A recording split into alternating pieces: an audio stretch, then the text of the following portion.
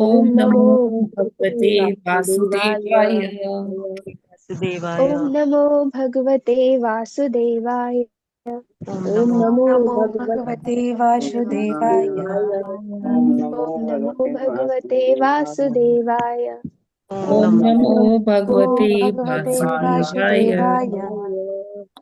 नारायणं नमस्कृत्यं नारायणं नारायणं नमस्कृत्य नमस्कृत्य नरं चैव नरोत्तमं नरं नरं चैव चैव नरोत्तमं नरोत्तमं देवीं सरस्वतीं व्यासं देवीं देवीं सरस्वतीं व्यासं व्यासं ततो जयमुदीरयेत्। ततो ततो जयमुदीरये। जयमुदीरये। नष्टप्रायेषु अभद्रेषु नष्टप्रायेषु नष्टप्रायेषु भद्रेषु भद्रेषु नित्यं भागवत सेवया नित्यं नित्यं भागवत सेवया भागवत सेवया भगवती उत्तमश्लोके भगवती उत्तमश्लोके उत्तम श्लोके भक्तिर्भवति नैष्ठिकी। भक्तिर्भवति भवति नैष्ठिकी। नैष्टिकी। कृष्णाय वासुदेवाय कृष्णाय कृष्णाय वासुदेवाय वासुदेवाय देवकीनन्दनाय च देवकी देवकी नन्दनाय नन्दनाय च नन्दगोपकुमाराय नन्दगोपकुमाराय नन्दगोपकुमाराय गोविन्दाय नमो नमः। गोविन्दाय नमो नमः। मूकं करोति वाचालं मूकं करोति करोति वाचालं पङ्गुं लङ्घयते गिरिं लङ्घयते गिरिं। कृपातमहं वन्दे यत्कृपातमहं परमानन्दमाधवम्। वन्दे। ॐ अज्ञानतिमिरान्धस्य ज्ञानाञ्जनशलाकया चक्षुरुन्मीलितं येन तस्मै श्रीगुरुवे नमः। श्रीचैतन्यमनोभीष्टं स्थापितं येन भूतले स्वयं रूपः कदा मह्यं ददाति स्वपदान्तिकम्। वन्देऽहं श्रीगुरो श्रीयुतपदकमलं श्रीगुरून् वैष्णवांश्च श्रीरूपं साग्रजातं सहगण रघुनाथान्वितं तं सजीवं साद्वैतं सावधूतं परिजनसहितं कृष्णचैतन्यदेवं श्रीराधाकृष्णपादान् सहगण ललिता श्रीविशाखान्वितांश्च नमो विष्णुपादाय कृष्णप्रेष्ठाय भूतले श्रीमते भक्तिवेदान्त स्वामिन्निति नामिने नमस्ते सारस्वते देवे गौरवाणी प्रचारिणे निर्विशेष शून्यवादी पाश्चात्यदेशतारिणे वाञ्छाकल्पतरुभ्यश्च कृपा सिन्धुभ्य एव च पतितानां पावनेभ्यो वैष्णवेभ्यो नमो नमः। नमो महावदान्याय कृष्णप्रेमप्रदायते कृष्णाय कृष्णचैतन्य नाम्ने गौरत्विषे नमः। हे कृष्ण करुणा सिन्धो दीनबन्धो जगत्पते गोपेश गोपिका कान्त राधा कान्त नमोऽस्तु ते। तप्त काञ्चन गौराङ्गी राधे वृन्दावनेश्वरी वृषभानुसुते देवी प्रणमामि हरिप्रिये। जय श्री कृष्ण चैतन्य प्रभु नित्यानंद श्री अद्वैत गदाधर श्रीवासादि गौर भक्त वृंद हरे कृष्णा कृष्ण कृष्ण हरे हरे हरे राम राम राम हरे हरे। हरे कृष्ण। हरे कृष्णा। हरे श्रुति, would you like to read Damodar Krishna माता Ashtakam? जी माता जी। Okay. आप स्टार्ट कर सकती हैं, श्रुति।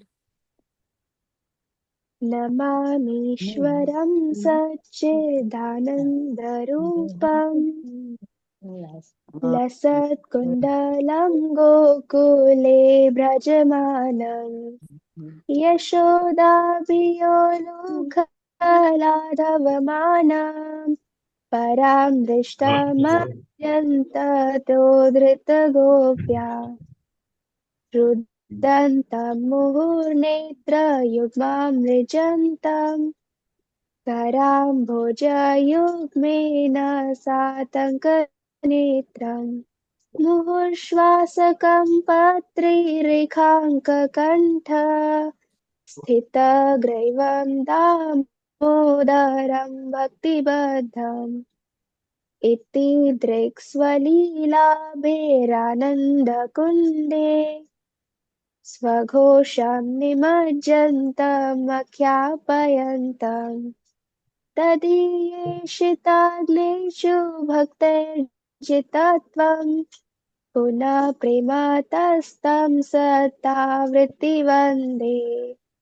वरां देवमोक्षं न मोक्षां वदिं वा न चान्यं वृणेऽहं वरेशादपीह इदं ते वपुनाथ गोपालबालम् सदा मे मनस्याविरष्टां किमन्ये इदं ते मुखाम्भोजमत्यन्तनीलैर्कृतं कुन्तलैः स्निग्धरक्तैः स्वगोप्या मुहुश्चुम्बितं बिम्बरक्ताधरां मे मनस्याविरष्टामलं लक्षलाभै नमो देव दामोदर अनन्त विष्णो प्रसीद प्रभो दुःखजलाब्धिमग्नम् कृपादृष्टिवृष्ट्यातिदीनां बतानु गृहनिशमामज्ञमेध्याक्षिदृश्य कुबेरत्माजौ बद्धमूर्त्यै व्यदवत् त्वयामुचितौ भक्तिभजौ कृतौ च तथा प्रेम भक्तिं स्वकां मे प्रयच्छ न मोक्षे ग्रहो मेऽस्ति दामोदरेह नमस्तेऽस्तु दाम्ने स्फुरदीप्तिदाम्ने त्वदीयोदरायात विश्वास्य दाम्ने नमो राधिकायै त्वदीया प्रियायै नमो नन्दलीलाय देवाय तुभ्यं हरे कृष्णा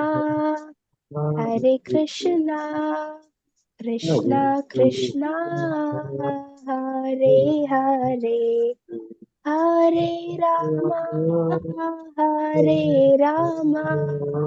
राम राम हरे हरे हरे कृष्णा सभी को दंडवत प्रणाम। हरे कृष्णा बेटा। Thank Hare you Krishna. आज का जब लीड करने के लिए, आज का प्रेयर्स और हरे कृष्णा माता जी, अष्टकम इतने दंडवत अच्छे प्रणाम। से आपने पढ़ा। Thank you so much. तो श्रुति, हरे कृष्णा प्रभु जी। हरे हरे कृष्णा कृष्ण जी, दंडवत हरे कृष्ण प्रणाम। माता दंडवत। हरे कृष्णा माता माता जी, जी दंडवत वो प्रणाम। हरे कृष्णा वो जो माता जी, दामोदर दंडवत अष्टकम पढ़ा प्रणाम। ना श्रुति ने, उसको बोलो उसका मीनिंग भी पढ़ दे, 2-3 मिनट लगी हो। यस प्रभु। हरे कृष्णा प्रभु जी, हरे दंडवत कृष्णा प्रभु जी प्रणाम। दंडवत प्रणाम। दंड प्रणाम माता हरे जी। कृष्णा श्रुति। हरे जी माता जी। हरे कृष्णा। श्रुति, आप ना ये हरे कृष्णा। पहले के 3 पैराग्राफ्स का ये अनुवाद भी पढ़ दीजिए। जी माता जी। मैं सच्चिदानंद स्वरूप उन श्री दामोदर भगवान को नमस्कार करता हूँ जो सर्वशक्तिमान परमेश्वर है एवं सच्चिद आनंद स्वरूप श्री विग्रह वाले हैं, जिनके दोनों कानों में दोनों कुंडल शोभा पा रहे हैं एवं जो स्वयं गोकुल में विशेष शोभायमान है एवं जो माँ यशोदा के भय से माखन चोरी के समय उखल के ऊपर से दौड़ रहे हैं, और माँ यशोदा ने भी जिनके पीछे शीघ्रता पूर्वक दौड़कर जिनकी पीठ को पकड़ लिया है। मैं भक्ति रूप रज्जु में बंधने वाले उन्हीं दामोदर भगवान को नमस्कार करता हूँ, जो माता के हाथ में लठिया को देखकर रोते रोते अपने दोनों कर कमलों से अपने दोनों नेत्रों को बराबर पोंछ रहे हैं एवं भयभीत नेत्रों से युक्त है तथा निरंतर लंबे श्वासों से कांपते हुए 3 रेखाओं से अंकित जिनके कंठ में स्थित मोतियों के हार भी हिल रहे हैं। मैं उन्हीं दामोदर भगवान को फिर भी प्रेम पूर्वक सैकड़ों बार प्रणाम करता हूँ, जो इस प्रकार की बाल लीलाओं के द्वारा अपने समस्त व्रज को आनंद रूप सरोवर में गोता लगवा रहे हैं, एवं अपने ऐश्वर्य को जानने वाले ज्ञानियों के निकट भक्तों के द्वारा अपने पराजय के भाव को प्रकाशित करते हैं।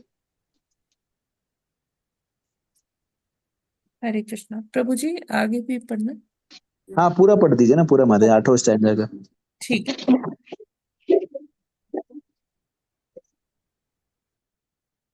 हे देव, आप सब प्रकार के दान देने में समर्थ हैं, तो भी मैं आपसे मोक्ष की पराकाष्ठा स्वरूप वैकुंठ लोक अथवा और वर्णीय दूसरी किसी वस्तु की प्रार्थना नहीं करता हूँ। मैं तो केवल यही प्रार्थना करता हूँ कि हे नाथ, मेरे हृदय में तो आपका यह बाल गोपाल रूप श्री विग्रह सदैव प्रकट होता रहे। इससे भिन्न दूसरे वरदानों से मुझे क्या प्रयोजन।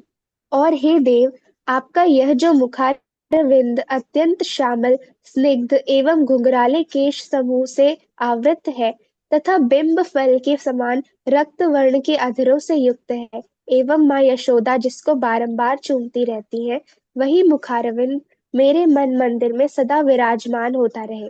दूसरे लाखों प्रकार के लाभों से मुझे कोई प्रयोजन नहीं है। हे देव, हे दामोदर, हे अनंत, हे सर्वव्यापक प्रभु, आपके लिए मेरा नमस्कार है। आप मेरे ऊपर प्रसन्न हो जाइए। मैं दुख समूही रूपी समुद्र में डूबा जा रहा हूँ।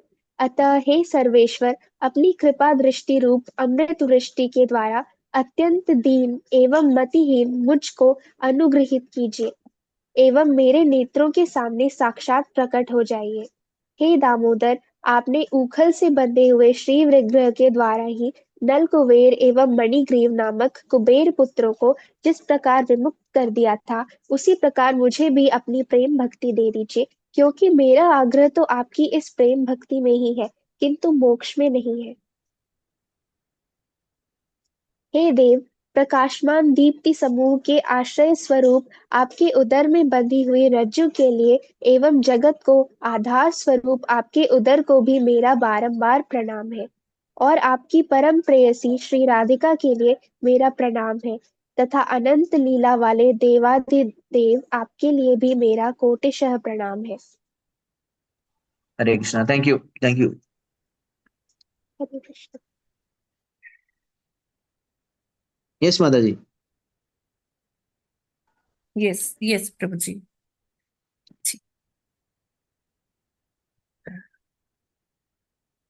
थैंक यू श्रुति।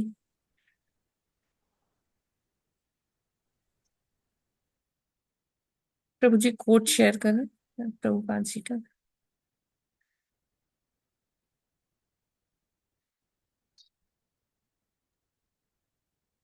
हरे कृष्णा प्रभु जी। हाँ हरे कृष्ण माता जी, आवाज आ रही है? जी आप सभी का बहुत बहुत धन्यवाद। और श्रुति ने बहुत सुंदर तरीके से सारे श्लोकों का वाचन किया। आप स्टूडेंट हो श्रुति? जी प्रभु जी। कौन सी क्लास में हो, या मैं कॉलेज में हो या स्कूल में? प्रभु जी कॉलेज में फर्स्ट ईयर में, प्रभु जी बीटेक। बीटेक फर्स्ट ईयर, कहाँ से कर रहे बीटेक? प्रभु जी बेनेट यूनिवर्सिटी ग्रेटर नोएडा। अच्छा, ग्रेटर नोएडा से। कौन सा डिपार्टमेंट? आईटी और ईएक्ससीसी? प्रभु जी सीएससी। Computer science. जी प्रभु जी। Very nice. थैंक तो यू बहुत प्रभु बहुत जी। धन्यवाद। तो इससे ये समझ में आता है हमें कि भक्ति जो है वो किसी भी आयु वर्ग के लिए आरक्षित नहीं है।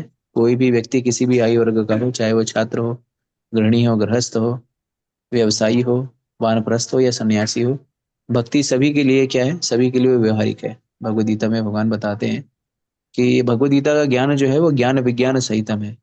ज्ञान यानी व्यवहार, ज्ञान यानी अ, लिखित ज्ञान या मौखिक ज्ञान, और विज्ञान यानी व्यवहारिक ज्ञान। तो भक्ति करते हुए, भक्ति भगवान को केंद्र में रख करके आप किसी भी कार्य को कर सकते हैं, और वही भक्ति के अंतर्गत आता है। तो बहुत बहुत धन्यवाद आप सभी लोगों का। आप सभी जो हैं बड़े ही नियमित तरीके से और अनुशासन के साथ प्रत्येक दिन इस प्रातःकालीन भगवद जब सत्रों में जुड़ते हैं, उसके बाद जो श्रीमद् भागवतम सत्र होता है, स्वाति करे माता जी के मार्गदर्शन में उसमें भी जुड़ते हैं। और आप सभी लोग भक्ति में तीव्रता से अग्रसर होने के लिए प्रयासरत हैं। ये भगवान की बहुत बड़ी कृपा है आप लोगों के ऊपर, और मैं भगवान से यही प्रार्थना करूंगा कि हम सभी जो है इसी तरह से गंभीरता से, अनुशासन के साथ और नियमितता के साथ भगवान को प्रसन्न करने हेतु और भगवान को अपना परम लक्ष्य मान करके कार्य करने हेतु हम लोग तत्परता से अग्रसर होते रहे। आप सभी से मेरा अनुरोध है, आप सभी से मेरा अनुरोध रहेगा कि आप सभी जो है आध्यात्मिकता में एक कदम आगे बढ़ने के लिए भी प्रयास करें, उसके विषय में सोचें। और स्वाति खरे माता जी, आपसे भी मेरा अनुरोध रहेगा कि इन सारे भक्तों को अगले स्तर पर ले जाने हेतु भी आप थोड़ा सा प्रयास करिए, उस दिशा में भी हम जो है कार्य करते हैं। तो आज का जो 27 अक्टूबर का जो श्रील प्रभुपाद जी का व्याख्यान है वो इस तरह से है। मॉन्ट्रियल में प्रभुपाद जी ने 27 अक्टूबर 1968 में ये व्याख्यान दिया था, वक्तव्य दिया था। यदि कोई हमें किसी सभा अथवा प्रवचन देने हेतु बुलाए तो हमें इसका शुल्क लेना चाहिए, और यदि वे निःशुल्क सुनना चाहते हैं तो उन्हें हमारे मंदिर में आना चाहिए। सस्ते मत बनो। मेरे गुरु महाराज कहा करते, यदि कोई सस्ता बन जाता है तो कोई भी उसे नहीं सुनेगा। तो हमें समझना होगा कि ये जो शुल्क लेने की बात श्रील प्रभुपाद जी कह रहे हैं, ये देश काल परिस्थिति के अनुसार ये बातें कही गई ही, और उसको उसी परिप्रेक्ष्य में देखना चाहिए। किसी भी तथ्य को, किसी भी वक्तव्य को समझने और सुनने से पहले हमें ये समझना चाहिए कि ये वक्तव्य किस परिप्रेक्ष्य में कहा गया, या कब कहा गया और किसे कहा गया। तो अगर हम आधार स्तंभ मान करके इस पे कार्य करेंगे तो कई बार हम मूलभूत तत्व से हम क्या हो जाएंगे, भटक जाएंगे। एक ही विषय वस्तु जो है, प्रभुपाद जी कहीं कहते हैं कि हमें मुफ्त में ये आध्यात्मिक ज्ञान सबको वितरित करना चाहिए। और अगर आप देखिए चैतन्य महाप्रभु ने क्या कहा, हरिदास ठाकुर और नित्यानंद प्रभु को कहा कि घर घर जाओ आप, और घर घर जा करके कृष्ण नाम का प्रचार प्रसार करो।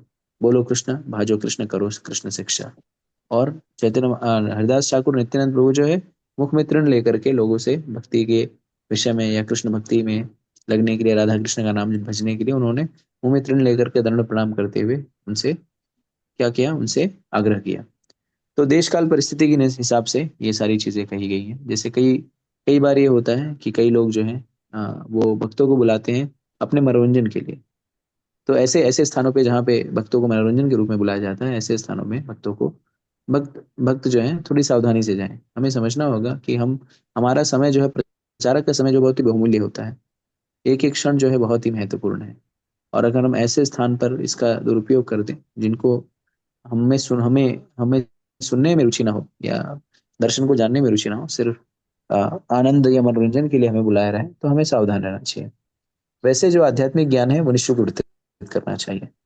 और क्यों? क्योंकि शुल्क जब हम ले लेते हैं ना, कई बार तो शुल्क लेने से क्या होता है कि ये जो शुल्क की बात की गई है, ये बड़े बड़े जैसे आप जाते हैं बड़े बड़े व्यावसायिक प्रतिष्ठानों में, जहाँ पर उनका पूरा कार्य व्यावसायिक होता है। तो ऐसी जगह पे व्यावसायिक प्रतिष्ठानों में जा रहे हैं जो देने के लिए योग्य हैं और जिनके पास क्षमता भी है, तो ऐसे लोगों से अगर, क्योंकि बहुत सारे वो देखिए क्या कहते हैं, लोगों को नई नई शिक्षा देने के लिए वो बहुत सारे लोगों को बुलाते हैं। तो अगर इस तरह से प्रतिष्ठानों में कोई जा रहा हो, अगर उन्हें यहाँ पर जा करके कुछ कुछ ज्ञान दे रहा है, तो ऐसे समय पर शुल्क लिया जाना चाहिए। इसके अतिरिक्त हमें कभी भी शास्त्रों में कहा गया है कि कि अगर हम जो है शास्त्रों को आधार बना करके अपने जीविकोपार्जन करते हैं तो वो सही नहीं है।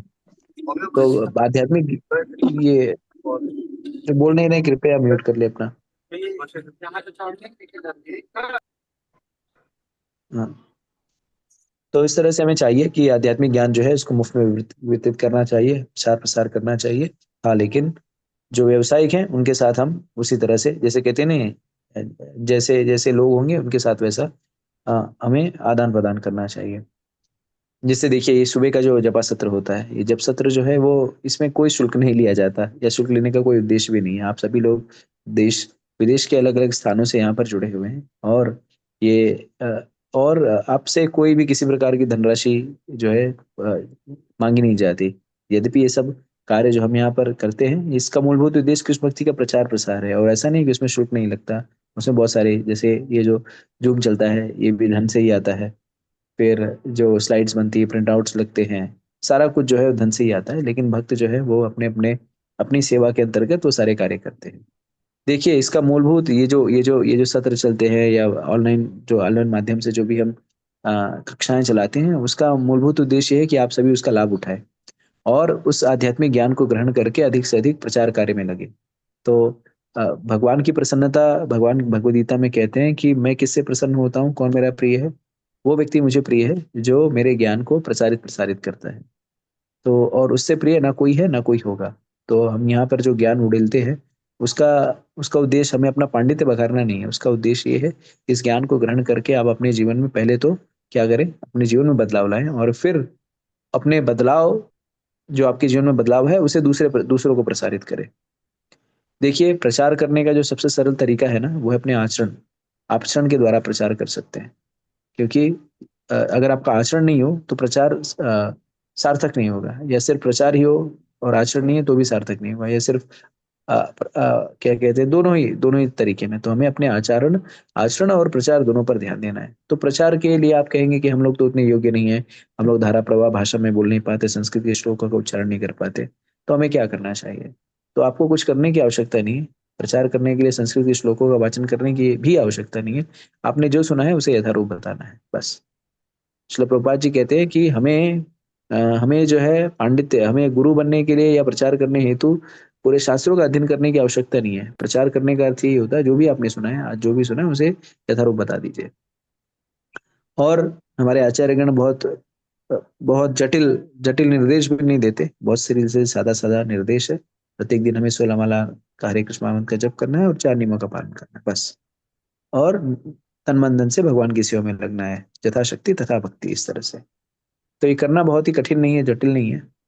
और हमको यही करना है और दूसरों को भी यही प्रसारित कराना है। हमको ही देखिए, यहाँ पर जो भी शिक्षाएं होती है उसका सार क्या है? उसका सार यही है कि आप नाम जप करिए, 4 नियम का पालन करिए और अपने जीवन को सफल बनाइए। तो ये इस कार्य को करते रहना है। और हम सारे लोगों के बहुत सारे मित्र होंगे, 2-4 तो मित्र होंगे। तो जब आप भक्ति करते हैं, आप अपने आचरण में लेके आते हैं, तो दूसरे जो है आपसे प्रभावित होते हैं। और यहाँ वहाँ का जल्प करने से अच्छा है, यहाँ वहाँ की बातें करने से अच्छा है, जो आपने सीखा है, जो आपने सुना है, उसको भी लोगों को प्रसारित करें। कोई सुने ना सुने, हो सकता है आपका लोग उपहास भी उड़ाए, तो लोग उपहास ही उड़ाते हैं। जो प्रचारक होते हैं उनका लोग उपहास उड़ाते हैं। तो उपहास से हमें भयभीत होने की आवश्यकता नहीं है या लज्जित होने की आवश्यकता नहीं है। क्योंकि अगर कोई चंद्रमा पे थूके तो थूक उसके मुंह पे गिरेगा। तो इसी तरह से भगवान का नाम, भगवान की लीलाएं, ये जो है चंद्रमा के समतुल्य है। और अगर कोई उसका उपहास उड़ाता है तो उसकी अज्ञानता है। तो उसके ऊपर क्रोध करने की आवश्यकता नहीं है, उसके ऊपर दया दृष्टि करने की आवश्यकता है। घर वालों को प्रचार कैसे करें? घर वालों को प्रचार करना सबसे कठिन कार्य होता है, क्योंकि आप घर वाले आपके सब अंदर बाहर सारे सद्गुण दुर्गुण से अवगत रहते हैं। और एकाएक जब आपके जीवन में परिवर्तन आता है तो उन्हें हजम नहीं होता। और हजम हो भी कैसे? अभी तक हम लोग जो है पूरी तरह से भौतिकता में लिप्त थे और एकाएक जो है साधु का चोला पहन लेंगे तो हजम नहीं होता।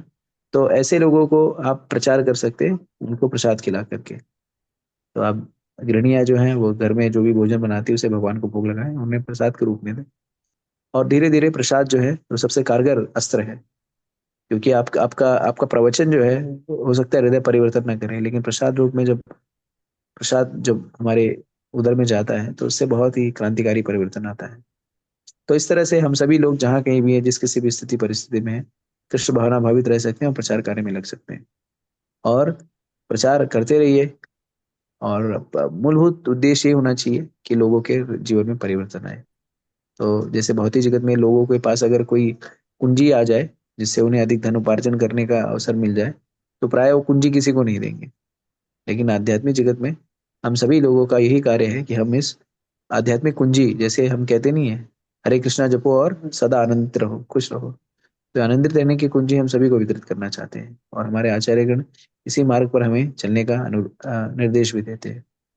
तो हमें क्या करना है? हमें जो भी ज्ञान हमें प्राप्त हुआ है उस ज्ञान को हमें वितरित करना है। आप सभी जो है पढ़े लिखे हैं, काफी अज्ञानी हैं, तो आप सभी लोगों से मेरा ये अनुरोध है, छोटे छोटे समूह बना सकते हैं आप लोग अपने मित्रों के। तो हफ्ते में एक दिन ही, सप्ताह में एक दिन ही क्या करिए, आप अपने मित्रों का समूह लेकर के, अगर ऑनलाइन माध्यम से भी करना है तो कर सकते हैं, या अगर आप व्यक्तिगत रूप से करना चाहते हैं तो हम सभी मिलते ही हैं। और हफ्ते में एक दिन भगवद गीता के एक श्लोक ले लीजिए, उसमें 10 मिनट पढ़िए, जो भी आपने सुन रखा है समझाइए उनको। और फिर नहीं समझ में आ रहा है, अगर आपसे उन्होंने कुछ प्रश्न किया तो आइए स्वाति करें माता जी से, इस माध्यम में पूछिए, उनको कॉल करिए। और इस तरह से अगर हम लोग, कितने भी लोग हैं यहाँ पे, 50 लोग हैं, 46 47 या 50 लोग के लगभग हैं, अगर सब लोग अगर 4 4 5 5 लोगों को प्रचार करेंगे, एक व्यक्ति 5 लोगों को तो सुना ही सकता है, जो भी बताया है उसको बता ही सकता है। 5 लोगों को प्रचार करेंगे तो इस तरह से हम लोग 50 पंचे कितना होता है, 250, 250-300 लोगों के जीवन में हम लोग पहुंचेंगे। जी। ठीक है, और उसके बाद हम क्या, तो 250-300 लोगों के जीवन में पहुंचेंगे। और जब हम प्रचार करते हैं, जब लोगों को बताते हैं, तो उनका उद्धार होना हो, हमारा जो उद्धार होता है। तो ये जो भक्ति है, प्रचार है, ये दो धारी तलवार है, सामने वालों को भी काटेगी और हमको भी काटेगी। तो सामने लोग को काटेगी का अर्थ ही नहीं है कि उसको हताहत कर देगी, उसका शुद्धिकरण होगा और हमारा अधिक शुद्धिकरण होगा। तो इस तरह से आप लोग कर सकते हैं।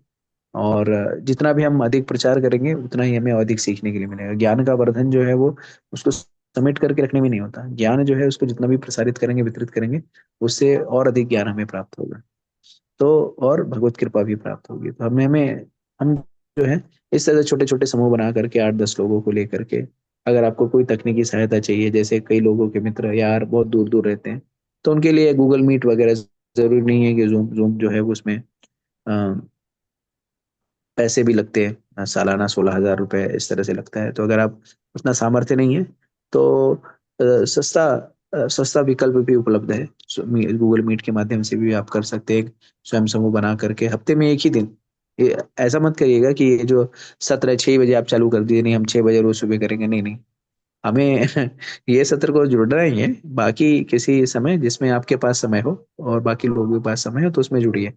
क्योंकि ज्ञान भी जैसे कोई घड़ा है, और घड़े में पानी तब तक निकलेगा जब तक घड़े में पानी होगा। एक बार घड़े से पानी सूख गया तो घड़े लटकाने से उसमें पानी नहीं निकलेगा। तो दोनों चीज निरंतर होनी चाहिए। प्रचार करने के लिए निरंतर आपको अपने ज्ञान रूपी घड़े को भरना पड़ेगा, और फिर जा करके आप उसे उड़ेल सकते हैं। अगर सिर्फ आप खाली ज्ञान को उड़ेलते रहेंगे और ज्ञान के घड़े को नहीं भरेंगे, तो घड़ा सूख जाएगा। तो हमें निरंतर दोनों चीजें करनी है, श्रवण भी करना है और कीर्तन भी करना है। और श्रवण करेंगे तभी कीर्तन कर पाएंगे, यानी जब सुनेंगे, जब हमारा ज्ञान रूपी घड़ा बढ़ेगा, तभी जो है वो जाकर के वितरित कर पाएंगे। तो एक जो अच्छा वक्ता होता है, अच्छा श्रोता भी होता है। तो पहले हमें श्रोता बनना पड़ेगा। जैसे एक अच्छा जो खानसामा होता है या भोजन बनाने वाला व्यक्ति होता है, उसको पहले अच्छा खाने वाला होना चाहिए। उसको जीवा पर अच्छा भोजन करने की जो है उत्कंठा होनी चाहिए, तब वो जाकर के अच्छा खिला पाएगा। जितने भी अच्छे कुक हैं जो भोजन बनाते हैं, वो लोग अच्छे खाने वाले, वो अच्छा खाते हैं और लोगों को अच्छा खिलाते हैं। आपने कभी ऐसा देखा नहीं होगा कि एक व्यक्ति है जो घटिया खाता है और लोगों को अच्छा खिला रहा है, ऐसा कभी नहीं हो पाएगा। आप जो है अच्छा खाने वाले रहेंगे, तभी अच्छा बनाने वाले रहेंगे। जितने भी अच्छे लोग हैं, जितने भी अच्छा भोजन बनाते हैं, आप देखिए, वो लोगों को खुद भी खाने में रुचि रहेगी। वो खुद नाना प्रकार के व्यंजन को खाना चाहते हैं, उसको चखना चाहते हैं, और फिर जब वो चखते हैं, उस स्वाद को प्राप्त करते हैं, तो तुरंत आकर के वो क्या करेंगे, अपने घर वालों को खिलाने का प्रयास करेंगे। और जो लद्दड़ है उनको क्या फर्क पड़ता है, खुद अच्छा खा लेंगे, घर वाले चाहे सूखा ही खाएं, क्या दिक्कत है। तो ऐसा नहीं हो पाएगा। तो इसी तरह से ज्ञान है, ज्ञान आप जितना भी ग्रहण करेंगे, उतना ही जो है आप वितरित कर पाएंगे। तो इसके लिए हमें दोनों, प्रचारक के लिए चाहिए कि उसे खुद जो है पहले श्रोता होना पड़ेगा, और नियमित रूप से श्रोता होना पड़ेगा। जैसे जितने भी प्रचार करते हैं, हम खुद, हमें प्रत्येक दिन, हम सभी जो है जितने भी प्रचारक हैं, उनसे आप मिलेंगे तो बताएंगे आपको, 1 घंटे 2 घंटे प्रत्येक दिन वो श्रवण करते हैं, तभी जाकर के वो क्षमता आ पाती है कि आप बोल पाएंगे, नहीं तो नहीं बोल पाएंगे। तो इसके लिए ये जो सत्र होते हैं, इनको श्रवण करिए, इनसे जो भी ज्ञान प्राप्त होता है उसे वितरित करिए।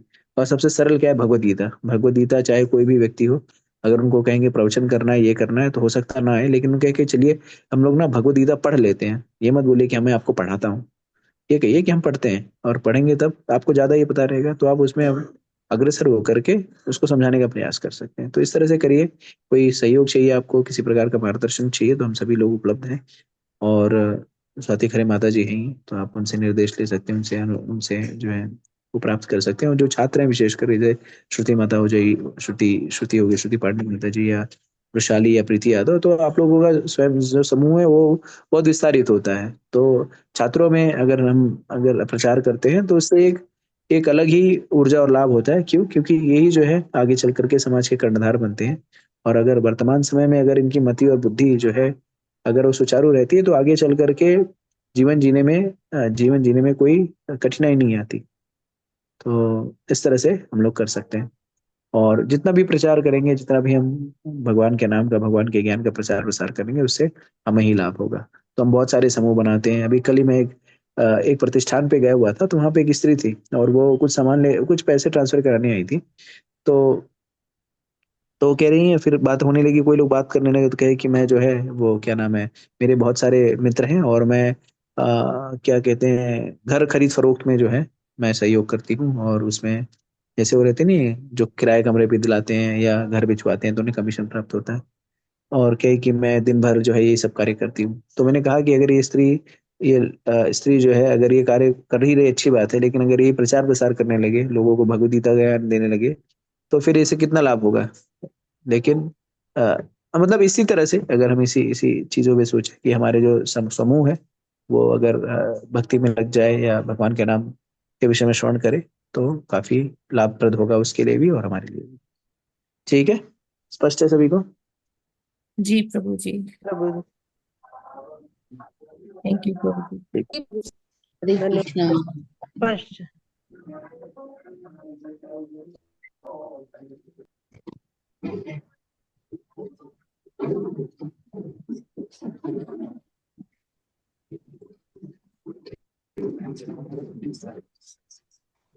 हरे कृष्णा। हरे कृष्णा। माता जी 45वां श्लोक है।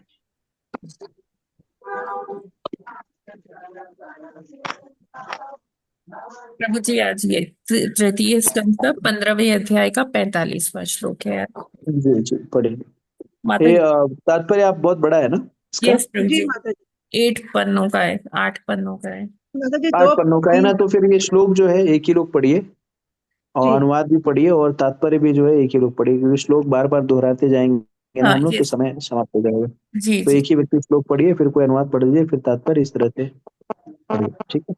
यस माता जी आप पढ़ रहे हैं? जी माता जी पढ़ रहे हैं। 45वां श्लोक। पुंसां गतिं मृगयतामिह योगमार्गैः ध्यानास्पदं बहुमतं नयनाभिरामम् पांस्नं वपुर्दर्शयानमनन्यसिद्धैरात्पतिकैः समग्रणन्युतमष्टभोगैः। हरे कृष्णा। माता जी शब्दार्थ पढ़ दें। हाँ माता जी बहुत लंबा है तो मैं पढ़ दूं अगर आपको प्रॉब्लम हो। हाँ पढ़ दीजिए, वैसे कोई प्रॉब्लम नहीं है। हाँ तो ठीक है, पढ़िए, कोई बात नहीं, अगर कोई प्रॉब्लम नहीं है तो। शब्दार्थ जी। शब्दार्थ अनुवाद एवं तात्पर्य शील प्रभुपाद जी द्वारा। शील प्रभुपाद जी की जय। शब्दार्थ। पुंसाम उन पुरुषों की, गतिम मुक्ति, मृगयताम ढूंढ रहे, इस जगत में, योग मार्ग ही अष्टांग योग विधि द्वारा, ध्यानास्पदम ध्यान का विषय, बहु महान योगियों द्वारा, मतम संस्तुत, नयन नेत्र, अभिरामम सुहावने, पौंसनम मानव, वपुः रूप, दर्शयानम प्रदर्शित करते हुए, अनन्य अन्यों द्वारा नहीं, सिद्ध ही सिद्ध, औत्पत्तिकैः ही शाश्वत उपस्थित, समग्रणन प्रशंसित, युतम भगवान जो समन्वित हैं, अष्टभोगै ही 8 प्रकार की सिद्धियों से। अनुवाद। यही भगवान का वह रूप है जिसका ध्यान योग विधि के अनुयायी करते हैं और ध्यान में यह योगियों को मनोहर लगता है। यह काल्पनिक नहीं है अपितु वास्तविक है, जैसा कि महान योगियों ने सिद्ध किया है। भगवान 8 प्रकार की सिद्धियों से पूर्ण है, किंतु अन्यों के लिए यह पूर्ण रूप में संभव नहीं है। पर तात्पर्य। जी अगर आपको यहाँ कभी पर लगे कि आंखों में स्ट्रेस आ रही है तो आप स्टॉप कर दीजिएगा, ठीक है? ठीक है माता जी, जी। ठीक है। तात्पर्य। हरे कृष्णा। यहाँ पर हरे कृष्णा माता जी। माता जी आप इतना बड़ा वो मत करिए, स्क्रीन पे अपना टाइम ऑन करिए, ये शेयर कर लेंगे रिस्पॉन्सिबिलिटी। ठीक है। ठीक है माता जी, तात्पर्य आप पढ़ लीजिए। हाँ। थैंक यू जी। So much. तात्पर्य। यहाँ पर योग विधि की सफलता का अति सुंदर ढंग से वर्णन हुआ है। यह विशेष उल्लेख है कि चतुर्भुजी नारायण के रूप में भगवान का रूप योग मार्ग के अनुयायियों के लिए ध्यान का लक्ष्य है। आधुनिक युग में ऐसे अनेक तथाकथित योगी हैं जो चतुर्भुजी नारायण रूप को अपने ध्यान का लक्ष्य नहीं बनाते। उनमें से कुछ तो किसी निर्विशेष या शून्य का ध्यान करने का प्रयास करते हैं, किंतु यह उन महान योगियों द्वारा अनुमोदित नहीं है जो आदर्श विधि का पालन करते हैं। असली योग मार्ग विधि तो इंद्रियों को वश में करना, एकांत तथा पवित्र स्थान में बैठना और नारायण के उस चतुर्भुजी रूप का ध्यान करना है जो इस अध्याय में वर्णित विधि से अलंकृत रहता है और जिस रूप में वे चारों मुनियों के समक्ष प्रकट हुए थे। यह नारायण रूप कृष्ण का अंश है। अतएव कृष्ण भावनामृत आंदोलन जो अब विस्तार पा रहा है, योगाभ्यास की असली सर्वोच्च विधि है। कृष्ण भावनामृत तो प्रशिक्षित भक्तिमय योगियों द्वारा सर्वोच्च योग का निष्पादन है। योगाभ्यास के सारे आकर्षणों के बावजूद 8 प्रकार की योग सिद्धियां सामान्य व्यक्ति को नहीं प्राप्त हो पाती हैं, किंतु यहाँ यह वर्णन किया गया है कि चारों मुनियों के समक्ष प्रकट होने वाले भगवान स्वयं सभी 8 सिद्धियों से पूर्ण है। सर्वोच्च योग मार्ग विधि 24 घंटे कृष्ण पर मन को केंद्रित करना है। यह कृष्ण भावनामृत कहलाती है। श्रीमद् भागवत तथा भगवत गीता में वर्णित योग पद्धति या पतंजलि द्वारा संस्तुत योग पद्धति आजकल अभ्यास किए जाने वाले हठ योग से भिन्न है, जैसा कि आजकल पाश्चात्य देशों में समझा जाता है। असली योगाभ्यास तो इंद्रियों को वश में करना है और ऐसा वशीकरण हो जाने के पश्चात मन को पूर्ण पुरुषोत्तम भगवान श्री कृष्ण के नारायण रूप में एकाग्र करना है। भगवान कृष्ण आदि भगवान हैं और अन्य सारे विष्णु रूप जिनमें उन्हें शंख, चक्र, गदा तथा पद्म से सजे हुए उनका वर्णन किया गया है, कृष्ण के स्वांश हैं। भगवत गीता में भगवान के स्वरूप का ध्यान करने की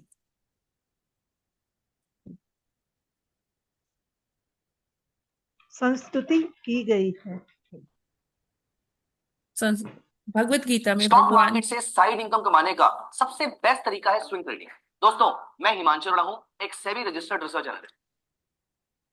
भगवत गीता में भगवान के स्वरूप का ध्यान करने की संस्तुति की गई है। मन की एकाग्रता का अभ्यास करने के लिए मनुष्य को सिर तथा पीठ को सीधी रेखा में रखते हुए बैठना होता है और पवित्र वातावरण द्वारा शुद्ध किए हुए एकांत स्थान में अभ्यास करना होता है।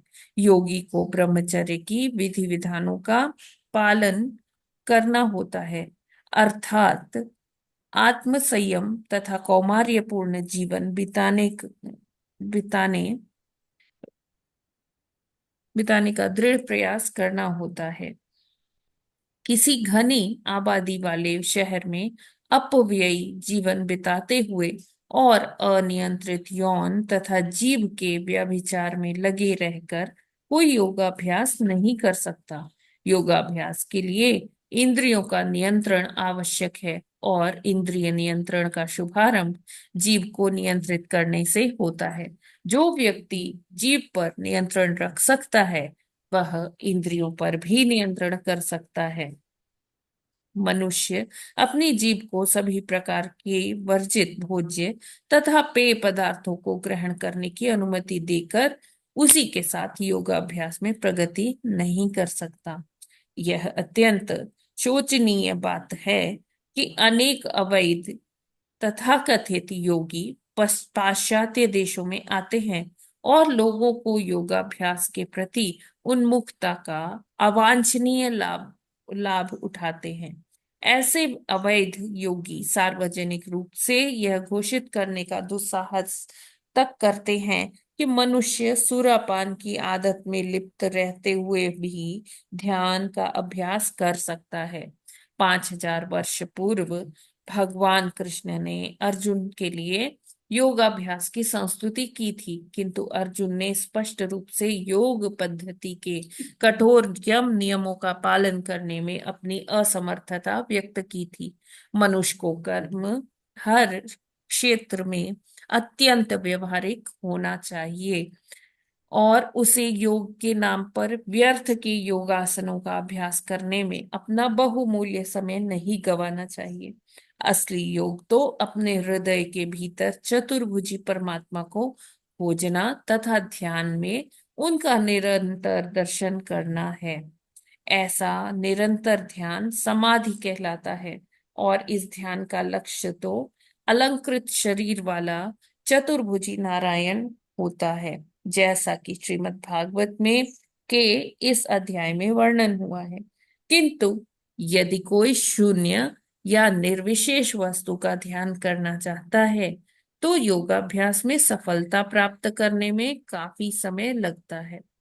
हम अपने मन को किसी शून्य या निर्विशेषवादी वस्तु पर एकाग्र नहीं कर सकते। असली योग तो भगवान के चतुर्भुजी नारायण रूप पर मन को स्थिर करना है, जो हर व्यक्ति के हृदय में आसीन है। ध्यान के द्वारा मनुष्य यह समझ सकता है कि ईश्वर प्रत्येक व्यक्ति के हृदय में आसीन है। यदि कोई इसे ना भी जानता हो तो भी ईश्वर हर एक हृदय में स्थित रहते हैं। वे न केवल मनुष्य के हृदय में स्थित रहते हैं, अपितु वे कुत्ते बिल्लियों के हृदय के भीतर भी स्थित हैं। भगवत गीता इस तथ्य को भगवान की इस घोषणा द्वारा प्रमाणित करती है। ईश्वरः सर्वभूतानां हृदयेषु। जगत के परम नियंता ईश्वर हर एक के हृदय में आसीन है। वे ना केवल हर एक के हृदय में रहते हैं, अपितु वे परमाणु तक के भीतर उपस्थित हैं। ईश्वर की उपस्थिति से कोई भी स्थान शून्य या रहित नहीं है। यह ईशोपनिषद का कथन है। ईश्वर सर्वत्र उपस्थित है और उनके स्वामित्व का अधिकार हर वस्तु पर लागू होता है। भगवान जिस स्वरूप में सर्वत्र उपस्थित रहते हैं वह परमात्मा कहलाता है। आत्मा का अर्थ है व्यष्टि आत्मा और परमात्मा का अर्थ है व्यष्टि परमात्मा। आत्मा तथा परमात्मा दोनों ही व्यष्टि पुरुष हैं। आत्मा तथा परमात्मा में यही अंतर है कि आत्मा किसी विशेष शरीर में ही उपस्थित रहता है, जबकि परमात्मा सर्वत्र उपस्थित रहता है।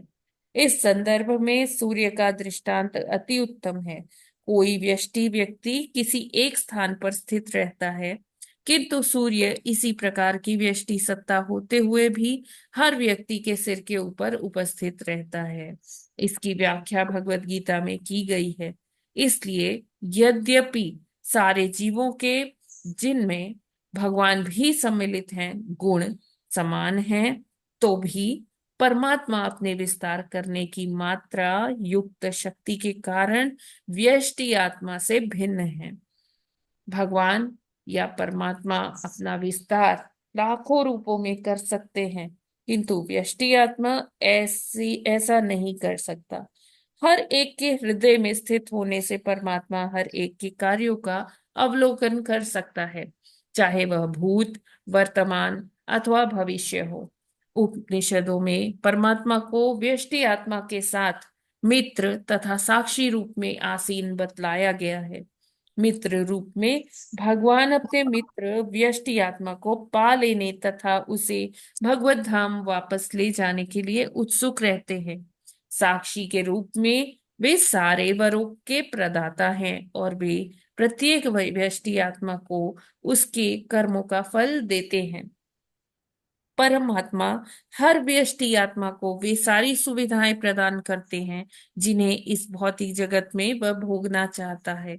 दुख तो भौतिक जगत पर प्रभुत्व जताने की जीव की लालसा का प्रतिफल होता है, किंतु भगवान अपने मित्र व्यष्टि आत्मा को, जो कि उसका पुत्र भी है, अन्य सारे कार्यों को त्याग करने कर नित्य आनंदमय तथा ज्ञानमय जीवन के लिए उनकी शरण में जाने का आदेश देते हैं।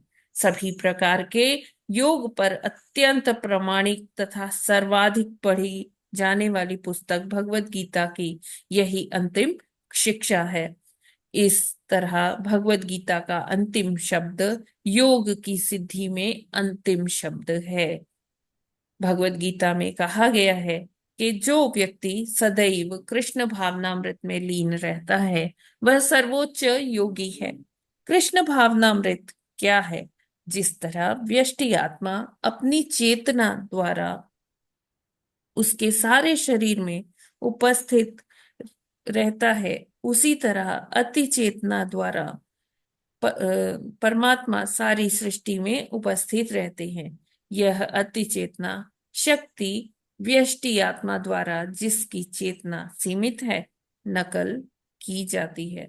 मैं यह तो समझ सकता हूँ कि मेरे सीमित शरीर में क्या हो रहा है, किंतु मैं इसका अनुभव नहीं कर सकता कि दूसरे के शरीर में क्या हो रहा है। मैं अपनी चेतना के द्वारा अपने सारे शरीर में उपस्थित हूँ, लेकिन मेरी चेतना अन्य के शरीर में उपस्थित नहीं है।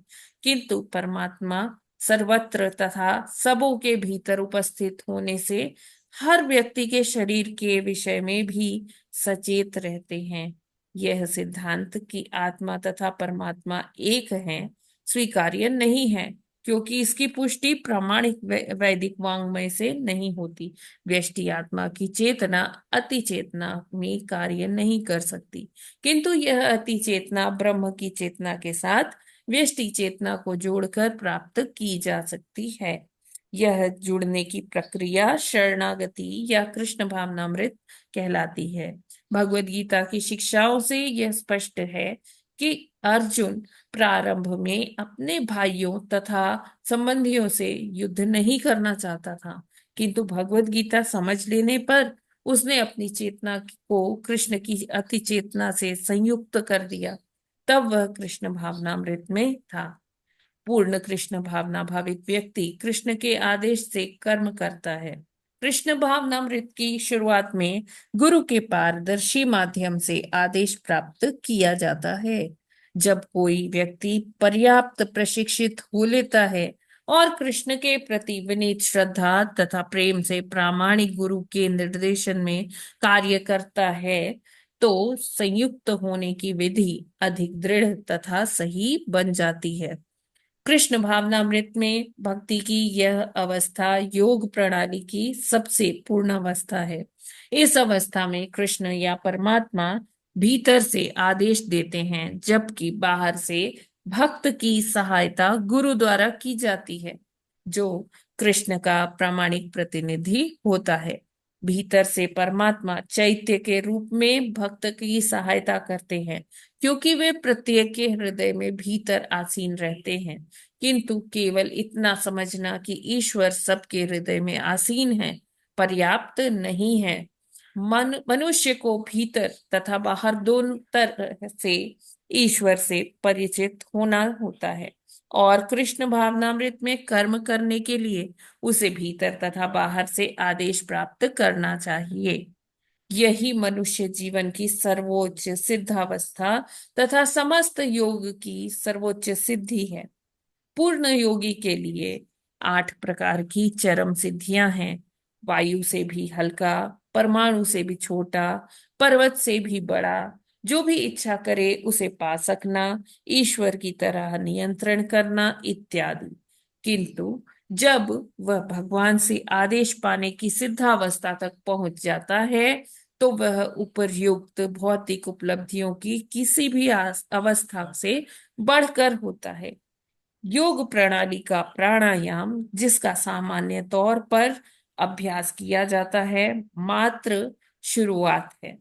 परमात्मा का ध्यान अगला कदम है, किंतु परमात्मा से सीधा संपर्क प्राप्त करना और उनसे आदेश लेना सर्वोच्च सिद्धि की अवस्था है। ध्यान की प्राणायाम विधि 5000 वर्ष पूर्व भी अति कठिन थी, अन्यथा अर्जुन ने इस प्रणाली को अपनाने के कृष्ण के प्रस्ताव को अस्वीकार न किया होता। यह कलयुग पतित युग कहलाता है। इस युग में लोग सामान्यतया अल्पायु तथा आत्म साक्षात्कार या आध्यात्मिक जीवन को समझने में अत्यंत मंद होते हैं। वे प्रायः अभागे होते हैं। अतः यदि कोई आत्म साक्षात्कार में तनिक भी रुचि रखता है, तो वह कई षड्यंत्रों द्वारा गुमराह किया जा सकता है। योग की पूर्णावस्था प्राप्त करने का एकमात्र साधन भगवत गीता के सिद्धांतों का पालन करना है, जिसका अभ्यास श्री चैतन्य महाप्रभु ने किया। यह योगाभ्यास की सरलतम तथा सर्वोच्च सिद्धि है। श्री चैतन्य महाप्रभु ने इस कृष्ण भावनामृत योग प्रणाली का प्रदर्शन व्यवहारिक रूप में कृष्ण के पवित्र नाम का केवल कीर्तन करके किया, जैसा कि वेदांत, श्रीमद् भागवत, गीता तथा कई महत्वपूर्ण पुराणों में संस्तुति की गई है। भारतीय सबसे अधिक संख्या में इसी योग विधि का पालन करते हैं और यह धीरे धीरे संयुक्त राज्य के अनेक शहरों में फैल रही है। यह इस युग के लिए अतएव सरल तथा व्यवहारिक है, विशेष रूप से उनके लिए जो योग में सफलता के प्रति गंभीर हैं। इस युग में कोई अन्य विधि सफल नहीं हो सकती। ध्यान की विधि स्वर्ण युग या सतयुग में संभव थी, क्योंकि उस युग में लोग लाखों वर्षों तक जीवित रहते थे। जो व्यक्ति व्यवहारिक योगाभ्यास में सफलता चाहता है, उसे सलाह दी जाती है कि वह हरे कृष्ण कृष्ण कृष्ण हरे हरे, हरे राम राम राम हरे हरे का कीर्तन करे, और तब उसे स्वयं अनुभव होने लगेगा कि वह प्रगति कर रहा है। भगवत गीता में कृष्ण भावनामृत का यह अभ्यास राज विद्या कहलाता है। जिन्होंने भक्ति योग की इस सर्वाधिक उदात्त विधि को अपनाया है और जो कृष्ण के दिव्य प्रेम में भक्ति का अभ्यास करते हैं, वे इसकी सुखमय तथा सरल संपन्नता को प्रमाणित कर सकते हैं। सनक, सनातन, सनंदन तथा सनत कुमार नामक 4 मुनि भी भगवान के स्वरूप एवं उनके चरण कमलों की धूल की दिव्य सुगंध के प्रति आकृष्ट हो गए, जैसा श्लोक 43 में बतलाया जा चुका है। योग के लिए इंद्रियों का नियंत्रण आवश्यक है तथा भक्ति योग या कृष्ण भावनामृत इंद्रियों को शुद्ध करने की विधि है। जब इंद्रियां शुद्ध हो जाती हैं, तो वे स्वतः नियंत्रित हो जाती हैं। कृत्रिम साधनों से इंद्रियों के कार्यों को नहीं रोका जा सकता, किंतु यदि कोई इंद्रियों को भगवान की सेवा में लगाकर शुद्ध कर ले, तो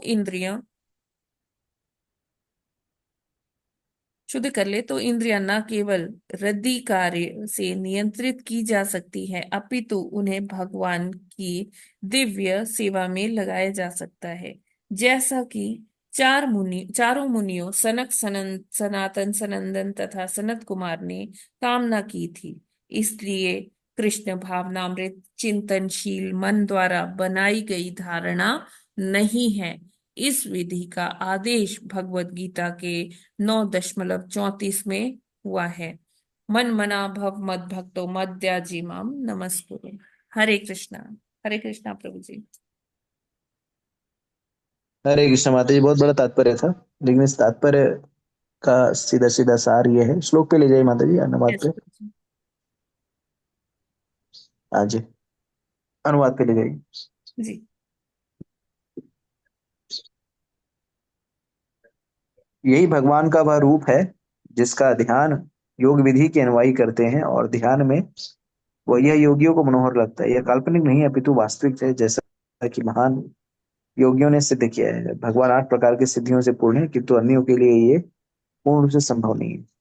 तो देखिए, भगवान ये शब्द जो है, इसकी व्याख्या पराशर मुनि करते हुए कहते हैं कि ऐश्वर्य समरगस्य, यानी ऐश्वर्य जो है समस्त रूप से जो ऐश्वर्य जिसके पास है, और 6 और चीजें हैं, कुल मिला के 6 चीजें हैं जिसके पास पूर्णतः से वो भगवान है। तो हमें समझना होगा कि अष्ट सिद्धि नवनिधि के दाता असवर दीन जानकी माता जो हम कहते हैं, तो अष्ट सिद्धियों में ये जो प्रदान करने वाली हैं, ये अष्ट सिद्धियों के अधिष्ठाता कौन है? भगवान कृष्ण ही है।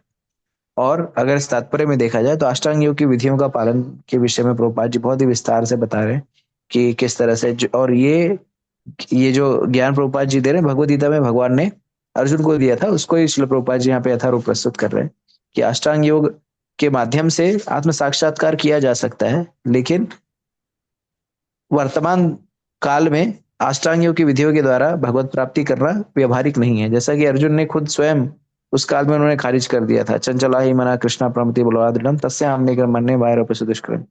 क्यों?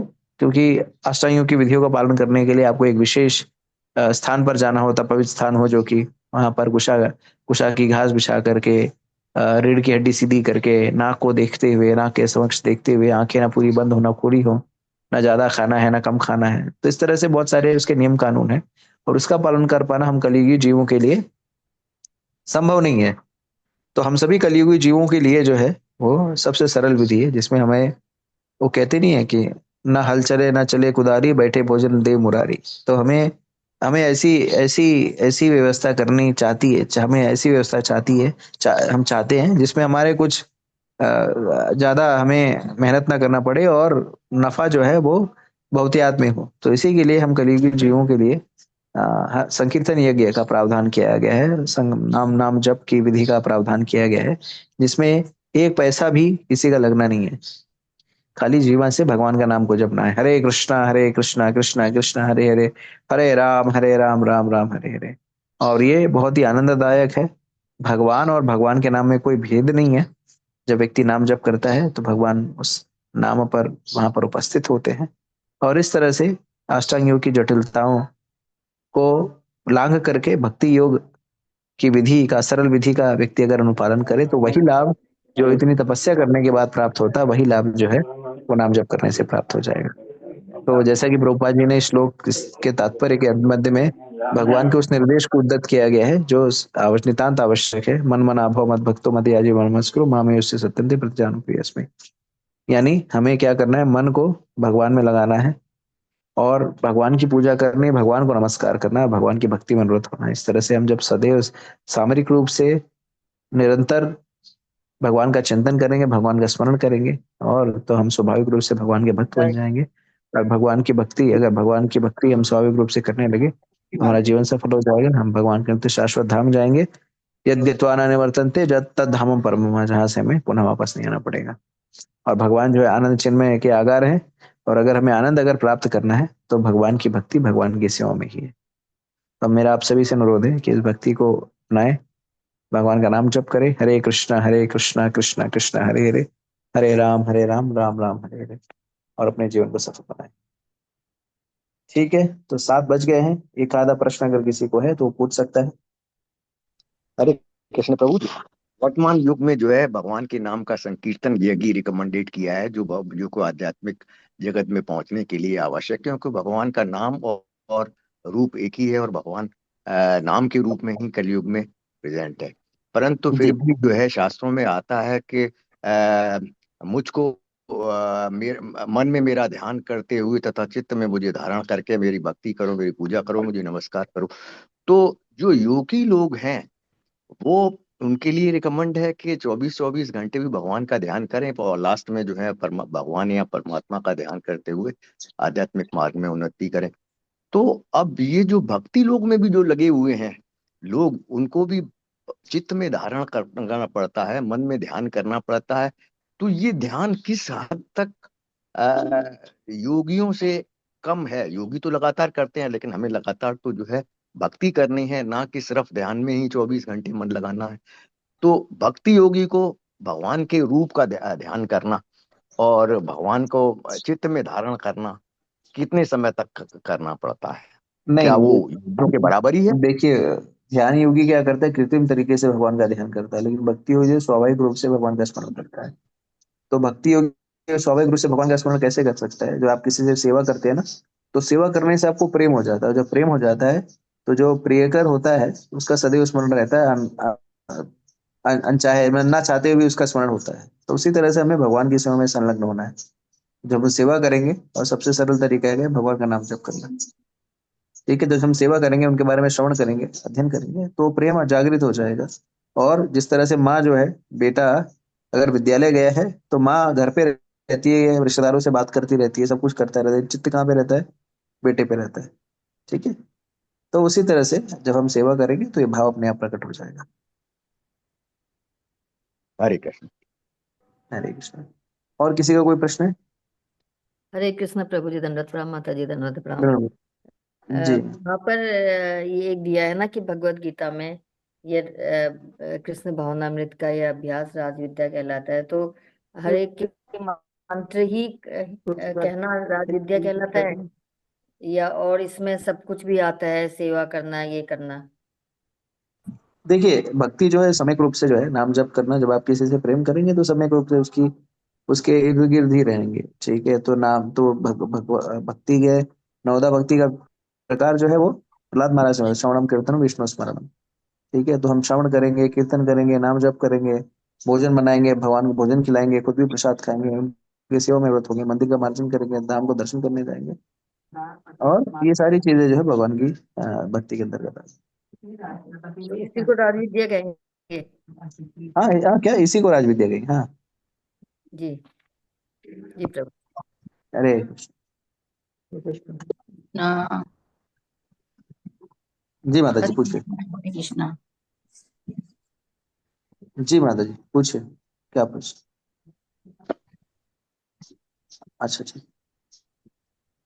ठीक है। और किसी का कोई प्रश्न नहीं है तो फिर सत्र को हरे समाप्त। कृष्ण प्रभु जी, कल जी आपने जो बताया था नारद मुनि को श्राप, तो प्रजापति दक्ष जो कि स्वयं प्रजापतियों के लिए कहा जाता है कि भगवान ने कि उनका जो है उत्पत्ति भौतिक जगत में जो है संतति उत्पन्न करने के लिए तथा जीवों को बढ़ाने के लिए की गई है। तो वो खुद भी धार्मिक थे, यज्ञ करते थे, दान करते थे, सब अनुष्ठानों का पालन करते थे, पितरों को पूजा करते थे, स्वयं भी वो धार्मिक थे। तथा उन्होंने पहले 10,000 जो पुत्र प्राप्त किए, नारद मुनि ने उनको सारा आध्यात्मिक ज्ञान दे दिया। तो भगवान की जो मंशा होती है कि संतति उत्पन्न हुई, तो वो संतति को उत्पन्न नहीं कर पाए, जिसका कि जो है बहुत अफसोस था दक्ष प्रजापति को। फिर उन्होंने 1,000 और पुत्र पैदा किए, फिर भी वो यही हुआ।